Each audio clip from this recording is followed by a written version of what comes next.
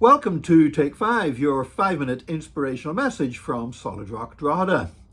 On this day in 1941, Charles Lindbergh, the aviation pioneer, testified before the US Congress.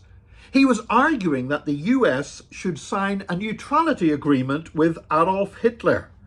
And he denounced the British, the Jewish, and the Roosevelt administration. Now, this obviously caused a lot of a stir and adverse publicity. I don't know how Lindbergh expected it would go any other way.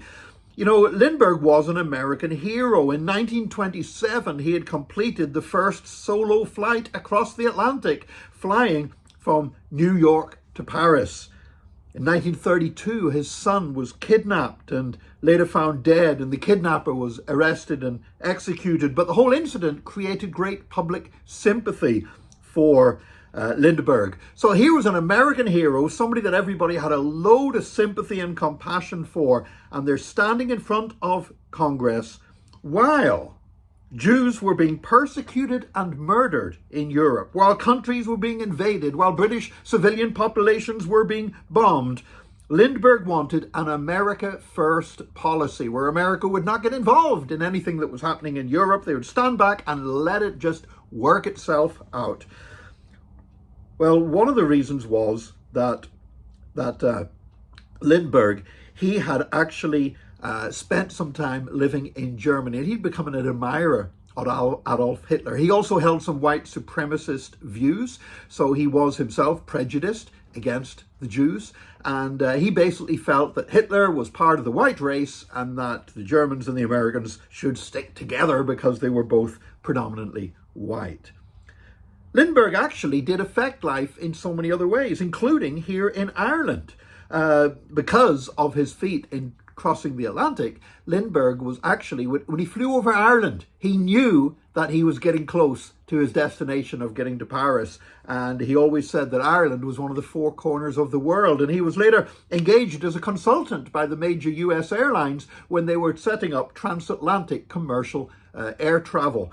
And they needed a stepping stone, a place where planes, as soon as they crossed the Atlantic, could stop. And it was Lindbergh who actually was key in choosing the village of Foynes in County Limerick, which we know better today as Shannon, because it's where Shannon Airport is. And if you've ever had to stop from a transatlantic flight and the plane stopped over at Shannon Airport, it's Charles Lindbergh that made that happen and transformed the economy of the local area as well. However, here was this man who had done so much that was praiseworthy, an American hero. People had great sympathy for him, very influential, and yet here he was standing up for Hitler and the Nazis. You know, it always baffles me why we think that celebrities should somehow be experts in fields that are nothing to do with their expertise. I can understand Charles Lindbergh testifying to Congress about air travel, about flying, and these were the things he was good at. And to his credit, I mean, in the end, his whole thing about trying to sign a neutrality pact with Hitler, that was all blown out of the water anyway later that year when the Japanese bombed Pearl Harbor. And to his credit, Lindbergh did fly over 50 combat missions in the Pacific field of war, fighting against Japan. But why would somebody listen to a celebrity talking about a subject which was not their area of expertise? And yet we do. We allow celebrities to tell us which coffee we should drink. George Clooney is not an expert in coffee. Why would I listen to him? Because he's a celebrity.